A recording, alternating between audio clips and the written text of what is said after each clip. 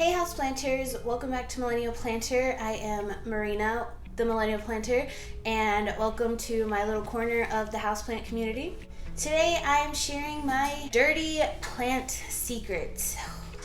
I got this idea over from Sydney at Peaceful Planting. If you want to hear hers, definitely go check them out.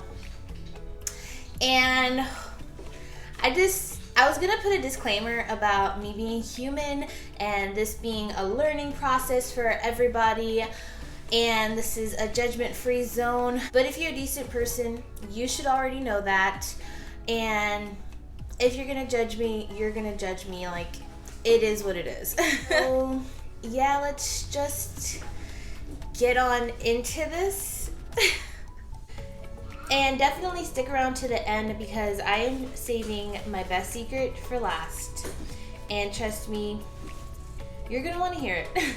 The first secret to share isn't really all that crazy, but I do repot all my plants as soon as I get them. The one time I didn't, I got fungus gnats, and I'm pretty sure that is where all my gnats came from. And I'm pretty sure that's why I have a gnat problem now, and it's because I didn't repot that one freaking begonia. I don't let my plants acclimate before I repot them, and that is because I need to know what the roots look like. Even though the plant is healthy, I just need to make sure, and I don't always trust the soil that it comes in. I don't know if there's bugs like millipedes or centipedes or ants. I don't know if there's that weird netting stuff around the roots. Like, I need to know, and I need to put it in fresh soil, and I just needed to get it in its own pot. So I repot my plants. It is what it is. Everybody's been doing great so far, so. While we're on the topic of soil, my next dirty secret is about soil, because sometimes I just use regular old Miracle-Gro. I used it a lot, especially in the beginning of my plant journey, but now that I know, I don't use it as much, but I still do grab it sometimes because it's convenient, it's cheap, and it's there, you know? I use it, and I mean, it is what it is, you know? I know a lot of other people use it still. I know it's a big no-no in the plant community world, but I mean, I know people that still use it, and there's nothing to be ashamed of. Like I said, it is what it is. My third dirty secret is when it comes to humidity, I honestly just wing it. I don't have a humidifier, and I don't plan on getting one because I just honestly don't have the space. I considered getting one, but I ultimately decided against it. And honestly, like, when it comes to plants, I just buy them. I don't really take into consideration like the high humidity. I just got really lucky with the fact that I live in a poorly insulated house, and I live in a fairly humid environment. I said it before, but I only use an oil diffuser, and if my plants are really like humidity lovers, I'll put them next to the oil diffuser, but that's about it. Still stays between 50 to 60% here, so I've just gotten lucky, and I am just winging it. Once again, you know, it is what it is. Alright friends, now we're getting to the real juicy, the real tea spilling. I am really exposing myself here. Getting to my final two dirty secrets, and I mean, let's just do this. When it comes to watering my plants, it's like you can never have enough trays. You know, these handy little trays that are meant to catch water, keep the water from dripping and getting all over the place. Well, I mean, you just never have enough. Like, you either have too many pots or you have too many trays. And I just have too many pots, and I feel like I can never get enough trays. So when I water my plants, sometimes I'll use other plants to catch the excess water. You know, I have wire shelves, and when I water the plants, usually I take them to the sink, but not all the time.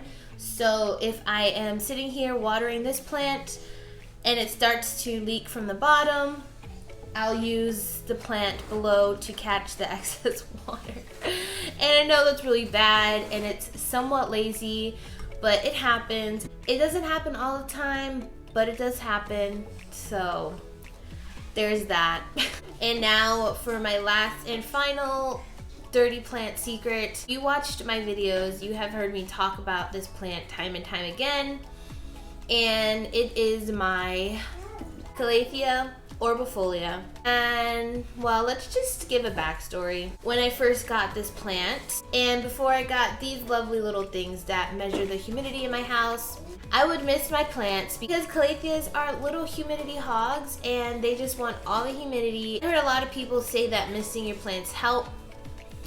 And I swore by that for the longest time. I would miss my plants. Basically, long story short, I ended up getting bacteria, and it was mainly on this beautiful little lady here.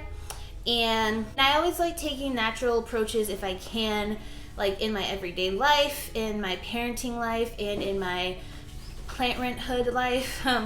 I wanted to not get the fungicide and not bring those harsh chemicals into my house, so I made a mixture of water and baking soda, because baking soda does have antibacterial properties in it, and a lot of people use it, especially for powdery mildew. And you just mix it in with a little bit of water, maybe some dish soap if you want. And so I did this, and I don't know if it was like maybe I put too much baking soda in it, or maybe because I put it too close to the light afterwards, but I treated it with the spray, and the next day, like, it just burned. I don't know if you could see that, but all the spots that were yellow all turned black. So I burned the plant pretty much. See? Let's see.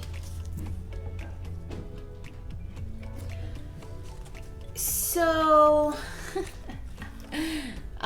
yeah, it just has a bunch of like black spots and black edges now, and it hasn't gotten worse, so I know the bacteria is gone, but I'm left with this plant, which from afar looks great, but I could see all of those dots in, and I just kind of kick myself because I think it's just from me putting it too close to the light after I had treated it. I should have just left it in the bathroom, but I didn't, and it was a learning lesson, as is everything when it comes to owning plants. And I even considered throwing this plant away and getting a new one, because I just look at the plant and I get so mad at myself, but I'm gonna stick it out. Like I said, the bacteria is gone, and it hasn't gotten worse. So I know the plant's on the mend. I am just impatiently waiting for the next leaf to come out to see what it looks like, and yeah. So here's my orbifolia finally. This is definitely my biggest dirty secret. I've talked about it time and time again, but I never shared what it looked like or what happened exactly, and so there you have it, you guys. Learn from my mistakes. If you use home remedies, just be careful. Yeah. I mean, she still is really beautiful. I still really love her. I do. I love you. Alright, houseplanters, there you are. All of my tea is spilled. All my dirty secrets are exposed. I'm not perfect. I will never claim to be perfect. I will be always open and show you my beautiful plants, but also my not so beautiful plants, because it's really important to know that everybody struggles with houseplants and not everything looks Instagram worthy. So here we are. I really hope, if you're watching this, if you have a YouTube channel, I would love to hear your dirty plant secrets in a video, or share them in the comments below. Let's just all embrace our flaws and our mistakes and just stuff that we're not so proud of, but we do anyways.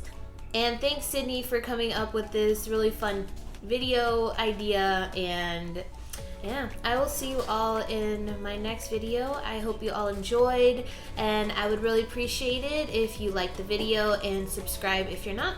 Okay, bye.